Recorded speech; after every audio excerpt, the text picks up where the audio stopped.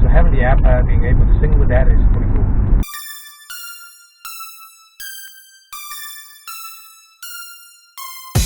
Hey guys, it's JohnyTechReview. Today I have a quick review for you of this very cool action sport camera. So this action sport cam here features a Sony 16 megapixel CMOS sensor that allows it to do 4K at 25 frames per second. The lens is 173 degree, and this is pretty much everything that comes in the package.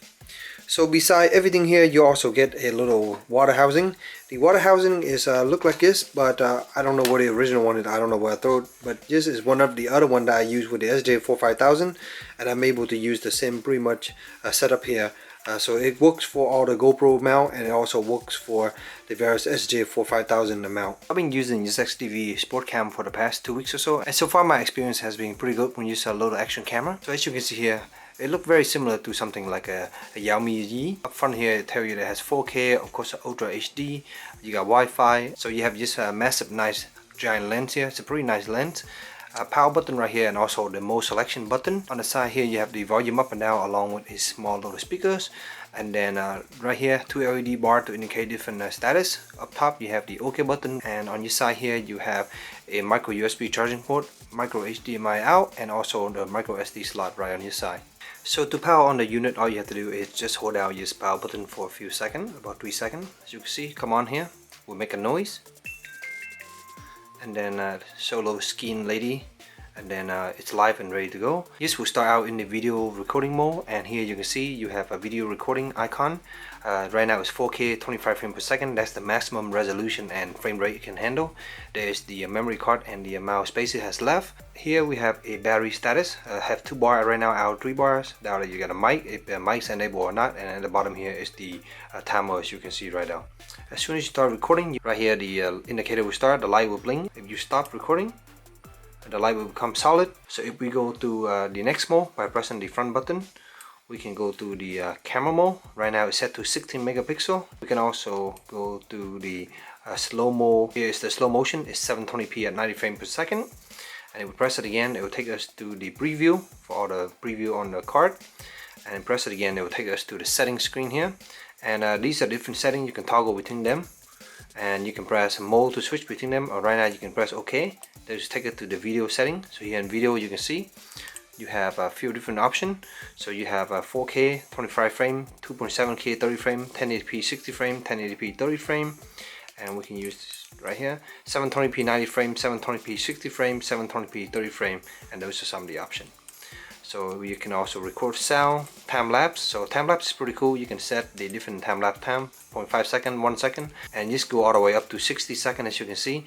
And if you set it on, basically every instead of recording a video, it will make basically a knitted time lapse video. So every 10 seconds, for example, it will take a pictures and it will stitch together into a video. So it will do that in camera. You don't have to do that using any post processing, which is quite nice.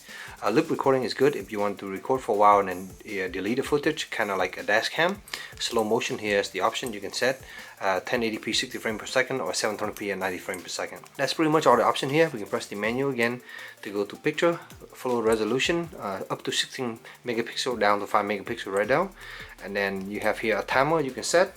You can do auto or different setting here. For example, we can do 3 seconds, 5 seconds. There's a different mode. This drama shot here is basically just a bus. You can pick how many bus frame you want. So 3 frame, 5 frame, 10 frame per second. As you can see right now, those are some of the choice. Toggle it again will take us to exposure setting and camera setting. And here you can toggle on the Wi-Fi if you want to do it here. Driving mode down here.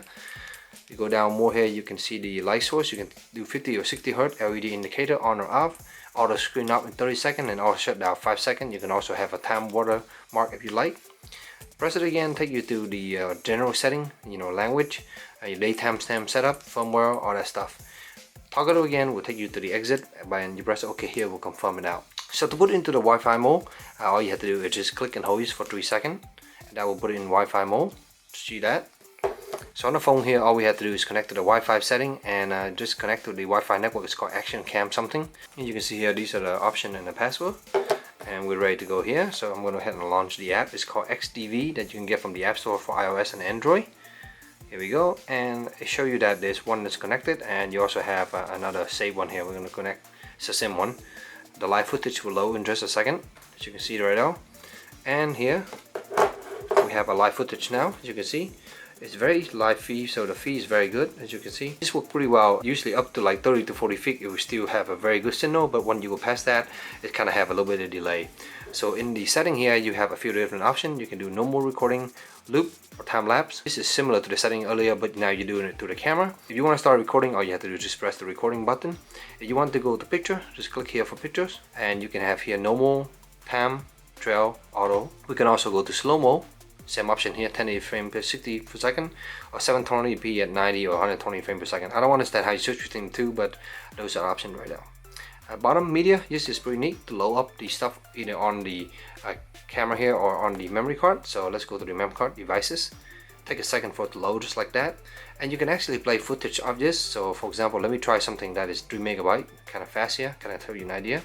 So it'll try to load this.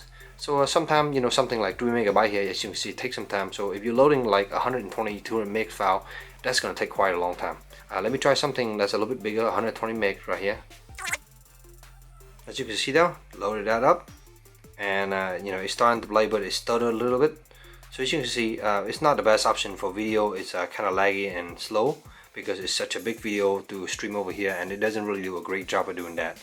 Small video is going to be fine, and you can see here, sometimes it works, sometimes it doesn't, but yeah, you know, for preview purpose, I guess it works. You can skip around, but you can see it's stirring. You go down all the way down here, you see picture, you can click on a picture, took some picture, it actually will download a picture right now, as you can see. You can zoom in, this is flower in front of my garden, and of course you can also download this picture by hitting the check mark right here, and hit download, and then you can select what you need. You can see there's a check mark right now, and you can hit download. So the problem for me is this download will sometimes get interrupted because the signal will be, you know, dropping. It will drop sometime when I'm trying to download pictures and video. So I wouldn't rely on that, but out in the field it probably will work fine. So yeah, finally let's go to setting. Really like this because you get all the basic setting and all the fancy setting here for videos and camera, resolution, time lapse, all that stuff that you saw earlier in the menu is all here. Resolution for the pictures, exposure setting, Wi-Fi, you can change the Wi-Fi password, all that stuff on here. Tell you how much memory space is left, and also factory reset and formatting is all available here. So the app is pretty comprehensive, it works pretty well. For recording video and pictures, that seems to be pretty good. There's one minor issues that I noticed when this is that sometimes if you lose Wi-Fi, the app will basically you know, disconnect from the camera, and then the camera will continue to record for a little bit, then it will disconnect. So you kind of have to reconnect. If you don't reconnect during that time, sometimes the video will stop recording. So if your phone go to standby, something like that, and the signal will drop on the Wi-Fi, it will stop recording on here. So that kind of gives you an idea. So let's just talk about the picture quality and the video quality of this guy. So for me, using 1080p at 60 frames per second is really good on this camera. It's very smooth, and the video footage is really good. You have a very nice saturation. It's not overly saturated. The contrast is pretty good, and the dynamic range on this camera is actually pretty nice. I think this giant lens here really helped with capturing some really nice image even in low light quality. When you go into 4K at 25 frames per second, it still looks pretty good, but definitely, you know, when you go to 60 frames per second, you kind of get used to it. But the 4K footage is actually pretty good. The resolution is pretty high, and you can do some cropping on that. Of course, this review is only filming 1080p, and I'm downscaling the 4K footage, but just kind of show you you can still see the high resolution on it. I will include some sample of video footage at the bottom of the 4K in the link below, so you can kind of check that out. That's one thing I do want to point out is the microphone in this guy. The microphone is actually not very good at all, even outside the housing, and I'm just holding this. I'll show you a sample footage of me talking in the car, and you can see the sound quality is not very high. Another really cool feature that I noticed is that the app, you can sync the time to the camera. This way you don't have to worry about dealing with the on the camera, which is good.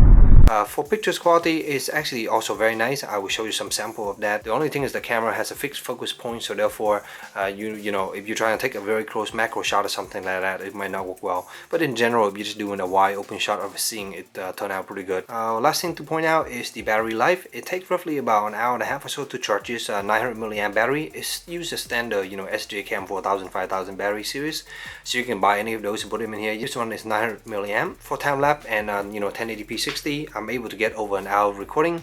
For 4K, expect you know, about 30-40 minutes of recording, which is you know, actually not too bad for this camera. Overall, I thought the battery is actually pretty good for, you know, something like this.